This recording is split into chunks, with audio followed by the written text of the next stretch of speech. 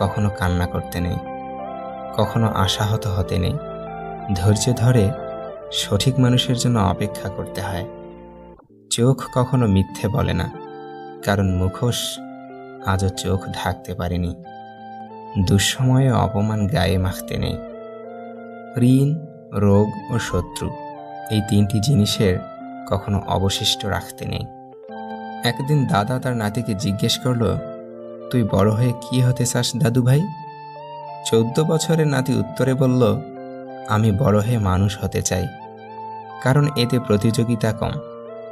এখন সবাই ডাক্তার, উকিল, ইঞ্জিনিয়ার, প্রফেসর, টিচার বা সরকারি চাকরিজীবী হতে চায়, কেউ মানুষ হতে চায় না।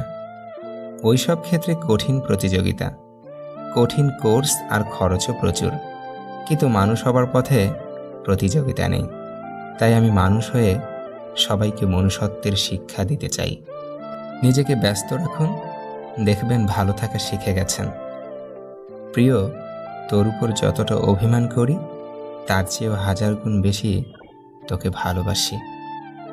সময়ের পরিবর্তনে রাগ, অভিমান কমে যায়, কিন্তু কারো দেওয়া আঘাতের দাগগুলো থেকে যায়। একটা সময়ের পর আমরা ঠিকই বুঝি, রব যা কিছু করেন ভালোর জন্যই করেন। হৃদয়ের সম্পর্কগুলো খুব ভাগ্য করে হয়, নইলে পরিচয় তো হাজারো মানুষের সঙ্গে হয়, কিন্তু সবাই তো আর